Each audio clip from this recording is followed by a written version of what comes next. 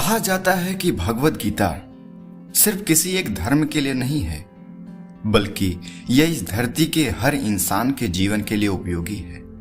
अगर आपको वास्तव में जीवन को समझना है, जीवन के प्रत्येक क्षेत्र में सुख और सफलता पाना है, तो भगवत गीता को जरूर पढ़ना और समझना चाहिए। भगवत गीता में कुल 18 अध्याय हैं और इन 18 अध्याय में कुल 700 श्लोक हैं, जिसे सभी के लिए पढ़ पाना थोड़ा मुश्किल है। इसलिए हम भगवत गीता के महत्वपूर्ण 101 विचारों के बारे में बात करने वाले हैं, जिसे जानकर आप भगवत गीता का पूरा मतलब समझ पाओगे। इसलिए इसे हर सुबह जरूर सुनिए। मनुष्य इस पृथ्वी पर ज्ञान प्राप्त करने के लिए ही आया है। जो ज्ञान प्राप्त नहीं कर रहा है वह मृत के समान है। सत्य कभी दावा नहीं करता कि मैं सत्य हूं, लेकिन झूठ हमेशा दावा करता है कि सिर्फ मैं ही सत्य हूं। न तो यह शरीर तुम्हारा है और न ही तुम इस शरीर के मालिक हो। यह शरीर पंच तत्व से बना है, आग, जल, वायु, पृथ्वी और आकाश। एक दिन यह शरीर इन्हीं पंच तत्वों में विलीन हो जाएगा। जिस प्रकार से प्राकृतिक मौसम में बदलाव आता है, ठीक उसी प्रकार जीवन में भी सुख दुख आता रहता है। वह कभी अस्थायी नहीं रहते हैं। किसी भी व्यक्ति को न तो समय से पहले और न ही भाग्य से अधिक कुछ मिला है, लेकिन उसे सदैव पाने के लिए प्रयत्नशील रहना चाहिए। जब जब इस धरती पर पाप, अहंकार और अधर्म बढ़ेगा, तो उसका विनाश कर पुनः धर्म की स्थापना करने हेतु मैं अवश्य ही अवतार लूंगा। प्रबुद्ध व्यक्ति के लिए गंदगी का ढेर, पत्थर और सोना सभी समान हैं। मन अशांत है और उसे नियंत्रित करना कठिन है, लेकिन अभ्यास से इसे वश में किया जा सकता है। ऐसा कुछ भी नहीं, चेतन या अचेतन, जो मेरे बिना अस्तित्व के रह सकता हो। लोग आपके अपमान के बारे में हमेशा बात करेंगे। सम्मानित व्यक्ति के लिए अपमान मृत्यु से भी बदतर है। भगवान श्री कृष्ण कहते हैं कि मनुष्य को परिणाम की चिंता किए बिना लोभ, लालच और निस्वार्थ और निष्पक्ष होकर अपने कर्तव्यों का पालन करना चाहिए। मानव कल्याण ही भगवत गीता का प्रमुख उद्देश्य है। इसलिए मनुष्य को अपने कर्तव्यों का पालन करते समय मानव कल्याण को प्राथमिकता देनी चाहिए। इतिहास कहता है कि कल सुख था, विज्ञान कहता है कल सुख होगा, लेकिन धर्म कहता है अगर मन सच्चा और दिल अच्छा हो तो हर रोज सुख होगा। मेरा, तेरा, छोटा, बड़ा, अपना, पराया मन से मिटा दो, फिर सब तुम्हारा है और तुम सबके हो। जिस मनुष्य के पास सब्र की ताकत है, उस मनुष्य की ताकत का मुकाबला कोई नहीं कर सकता है। केवल मन ही किसी का मित्र और शत्रु होता है। जो व्यवहार आपको दूसरों से पसंद ना हो, ऐसा व्यवहार आप दूसरों के साथ भी ना करो। उससे मत डरो जो वास्तविक नहीं है, ना कभी था न कभी होगा। जो वास्तविक है वो हमेशा था और उसे कभी नष्ट नहीं किया जा सकता। भगवान श्री कृष्ण कहते हैं कि मनुष्य को जीवन की चुनौतियों से भागना नहीं चाहिए और न ही भाग्य और ईश्वर की इच्छा जैसे बहानों का प्रयोग करना चाहिए। ज्यादा खुश होने पर और ज्यादा दुखी होने पर निर्णय नहीं लेना चाहिए, क्योंकि यह दोनों ही परिस्थितियां आपको सही निर्णय नहीं लेने देती हैं। स्वर्ग प्राप्त करने और वहां कई वर्षों तक वास करने के पश्चात एक असफल योगी का पुनः एक पवित्र और समृद्ध कुटुंब में जन्म होता है। हे अर्जुन, मैं भूत, वर्तमान और भविष्य के सभी प्राणियों को जानता हूं, किंतु वास्तविकता में मुझे कोई नहीं जानता। जो कोई भी जिस किसी भी देवता की पूजा विश्वास के साथ करने की इच्छा रखता है, मैं उसका विश्वास उसी देवता में दृढ़ कर देता हूं। हे अर्जुन, तुम्हारा क्या गया जो तुम रोते हो? तुम क्या लाए थे जो तुमने खो दिया? तुमने क्या पैदा किया था जो नष्ट हो गया? तुमने जो लिया यहीं से लिया, जो दिया यहीं पर दिया। जो आज तुम्हारा है कल किसी और का होगा, क्योंकि परिवर्तन ही संसार का नियम है। इस संसार में हम खाली हाथ आए थे और खाली हाथ ही जाएंगे। जो आज हमारा है वह कल किसी और का होगा। इसलिए हम अपने जीवन में जो भी करते हैं उसे पूरी श्रद्धा के साथ अपने इष्ट देव को समर्पित कर देना चाहिए। जिस मनुष्य के अंदर ज्ञान की कमी और ईश्वर में श्रद्धा नहीं होती, वो मनुष्य जीवन में कभी भी आनंद और सफलता को प्राप्त नहीं कर पाता। जो इस लोक में अपने काम की सफलता की कामना रखते हैं, वे देवताओं का पूजन करें। जीवन न तो भविष्य में है न अतीत में है, जीवन तो बस इस पल में है। इस जीवन में ना कुछ खोता है ना व्यर्थ होता है। इंसान को जीवन में अपनी इच्छाओं के अनुरूप जीने के लिए जुनून की आवश्यकता होती है, वरना हर इंसान की परिस्थितियां तो हमेशा विपरीत ही होती हैं। वो जो सभी इच्छाएं त्याग देता है और मैं और मेरा की लालसा और भावनाओं से मुक्त हो जाता है, उसे शांति प्राप्त होती है। ईश्वर से किए गए प्रार्थना से इंसान की परिस्थितियां तकदीर बदले या न बदले, पर उस प्रार्थना से इंसान के चरित्र में बदलाव जरूर आता है। जब इंसान की जरूरत बदल जाती है, तब इंसान के बात करने का तरीका भी बदल जाता है। जब तक शरीर है तब तक कमजोरियां तो होती रहेंगी, इसलिए कमजोरियों की चिंता छोड़ो और जो सही कर्म है उस पर ध्यान लगाओ। मैं अपने कर्मों से बंधा हुआ नहीं हूं, क्योंकि मुझे मेरे द्वारा किए गए कर्मों के प्रतिफल की कोई इच्छा नहीं है। श्री कृष्ण कहते हैं कि यद्यपि मैं इस तंत्र का रचयिता हूं, लेकिन सभी को यह ज्ञात होना चाहिए कि मैं कुछ नहीं करता और मैं अनंत हूं। बुद्धिमान व्यक्ति को समाज कल्याण के लिए बिना आसक्ति के कामना करना चाहिए। ईश्वर की शक्ति मनुष्य के होश, भावनाएं और मन की गतिविधियों के माध्यम से सदा उसके साथ रहती हैं। श्री कृष्ण अर्जुन से आगे कहते हैं कि माफ करना और शांत रहना सीखिए। ऐसी ताकत बन जाओगे कि पहाड़ भी रास्ता देगा। आत्मज्ञान की तलवार से काटकर अपने हृदय से अज्ञान के संदेह को अलग कर दो। अनुशासित रहो, उठो। जो मनुष्य अपने मन को नियंत्रित नहीं कर पाता, उसका मन उसके लिए शत्रु के समान कार्य करता है। जो हमेशा मेरा स्मरण या चिंतन करते हैं, मेरी पूजन करते हैं, मैं व्यक्तिगत रूप से उनके कल्याण का उत्तरदायित्व लेता हूँ। हे अर्जुन, वह जो वास्तविकता में मेरे लिए उत्कृष्ट जन्म और गतिविधियों को समझता है, वह शरीर त्यागने के बाद पुनः जन्म नहीं लेता और मेरे धाम को प्राप्त हो जाता है। हे अर्जुन, हम दोनों ने कई जन्म लिए हैं, मुझे याद है, लेकिन तुम्हें नहीं। कभी ऐसा समय नहीं था जब मैं, तुम या ये राजा महाराजा अस्तित्व में नहीं थे। ना ही भविष्य में कभी ऐसा होगा कि हमारा अस्तित्व समाप्त हो जाए। तुम उसके लिए शोक करते हो जो शोक करने के योग्य नहीं है, और फिर भी ज्ञान की बातें करते हो। बुद्धिमान व्यक्ति ना जीवित और ना ही मृत व्यक्ति के लिए शोक करते हैं। जो कार्य में निष्क्रियता और निष्क्रियता में कार्य देखता है, वह एक बुद्धिमान व्यक्ति है।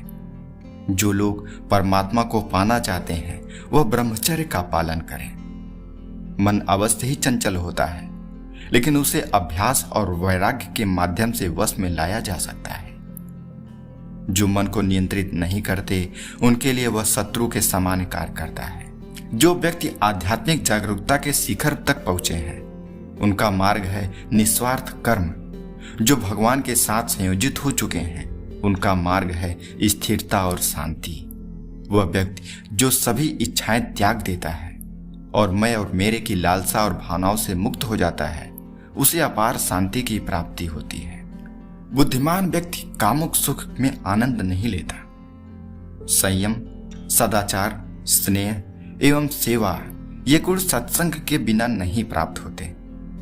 ईश्वर ने हमें जो कुछ भी दिया है, वही हमारे लिए पर्याप्त है, और यही एक अटल सत्य भी है।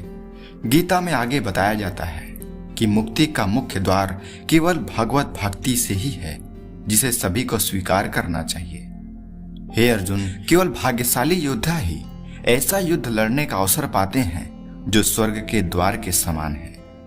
मेरी कृपा से ही कोई सभी कर्तव्यों का निर्वाह करते हुए बस मेरी शरण में आकर अनंत अविनाशी निवास को प्राप्त करता है। प्रबुद्ध व्यक्ति सिवाय ईश्वर के किसी और पर निर्भर नहीं रहता। सब धर्मों का परित्याग करके तुम एक मेरी ही शरण में आओ, मैं तुम्हें समस्त पापों से मुक्त कर दूंगा। तुम शोक मत करो। मैं सभी प्राणियों को समान रूप से देखता हूं। ना कोई मुझे कम प्रिय है ना अधिक, लेकिन जो मेरी प्रेम पूर्वक आराधना करते हैं वो मेरे भीतर रहते हैं और मैं उनके जीवन में आता हूँ। मैं उन्हें ज्ञान देता हूँ जो सदा मुझसे जुड़े रहते हैं, जो मुझे प्रेम करते हैं। प्रत्येक बुद्धिमान व्यक्ति को क्रोध और लोभ त्याग देना चाहिए, क्योंकि इससे आत्मा का पतन होता है। मनुष्य अपने हृदय से जो दान कर सकता है वो अपने हाथों से नहीं कर सकता, और मौन रहकर जो कुछ वो कह सकता है वो शब्दों से नहीं कह सकता। मेरे लिए ना कोई घृणित है ना प्रिय है, किंतु जो व्यक्ति भक्ति के साथ मेरी पूजा करते हैं वो मेरे साथ हैं और मैं उनके साथ हूँ। हे पार्थ, मैंने और तुमने अपने कर्तव्यों को निभाने के लिए धरती पर कई अवतार लिए हैं, लेकिन मुझे याद है और तुम्हें नहीं।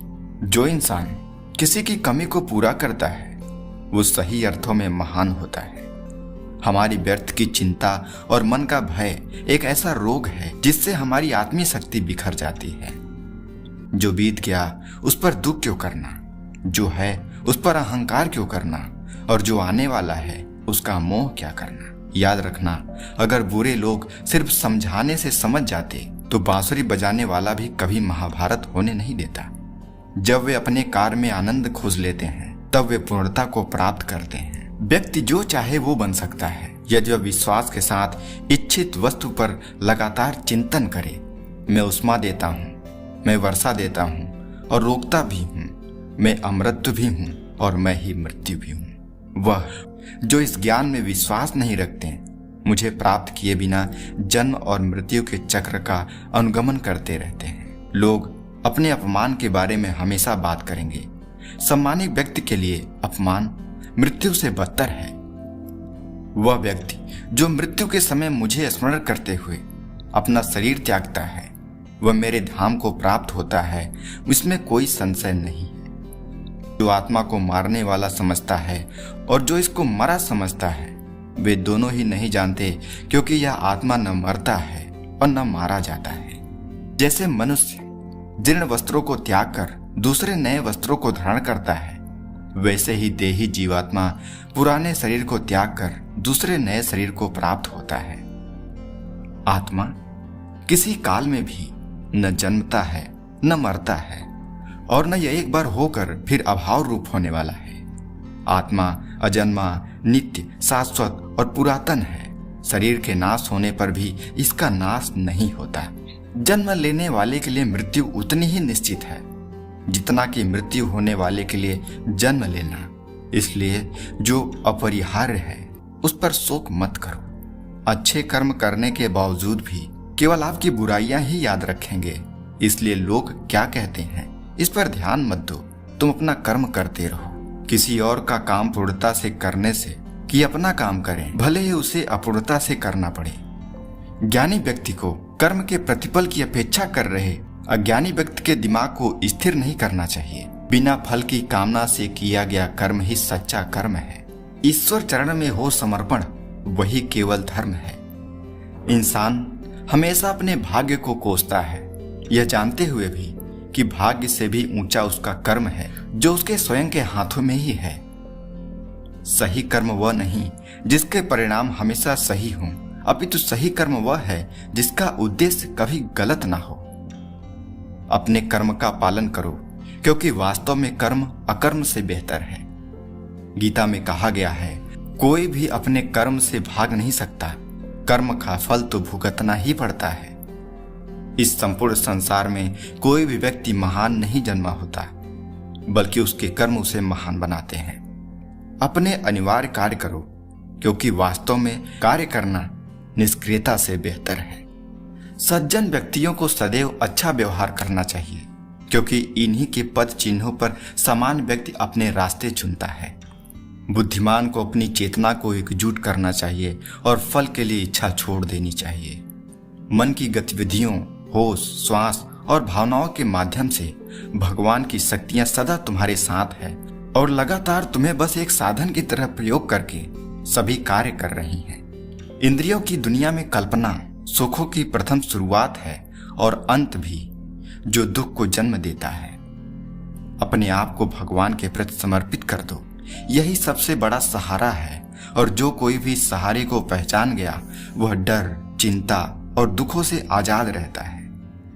जैसे अंधेरे में प्रकाश की ज्योति जगमगाती है, ठीक उसी प्रकार से सत्य की चमक भी कभी फीकी नहीं पड़ती। इसलिए व्यक्ति को सदैव सत्य के मार्ग पर चलना चाहिए। क्रोध से भ्रम पैदा होता है, भ्रम से बुद्धि व्यग्र होती है, और जब बुद्धि व्यग्र होती है तब तर्क नष्ट हो जाता है। जब तर्क नष्ट होता है तब व्यक्ति का पतन हो जाता है। परिवर्तन ही संसार का नियम है।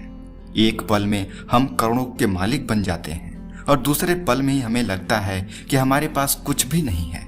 जिंदगी में हम कितने सही हैं और कितने गलत, यह केवल दो लोग जानते हैं, एक परमात्मा और दूसरी हमारी अंतरात्मा। किसी का अच्छा न कर सको तो बुरा भी मत करना, क्योंकि दुनिया कमजोर है लेकिन दुनिया बनाने वाला नहीं। परिवर्तन संसार का नियम है। समय के साथ संसार में हर चीज परिवर्तन के नियम का पालन करती है। तो दोस्तों, ये थे श्रीमद् भागवत गीता के कुल 101 अनमोल उपदेश, जिन्हें समझकर और अपने जिंदगी में इंप्लीमेंट करके आप एक अच्छे और सफल जिंदगी को पा सकते हैं। इन सभी उपदेशों में से कौन सा उपदेश आपके दिल और दिमाग तक पहुंचा है, नीचे कमेंट में बताइए। और यदि आप इस भागवत गीता के सभी 18 अध्यायों को डिटेल में सुनना और समझना चाहते हैं तो हमें कमेंट में जरूर बताएं। यह जानकारी आपको कैसी लगी? अच्छी लगी तो इसे लाइक करें और ऐसे ही जानकारी भरी वीडियो पाने के लिए हमारे चैनल को अभी सब्सक्राइब करें। तब तक मिलते हैं अगली वीडियो में। जय श्री कृष्ण।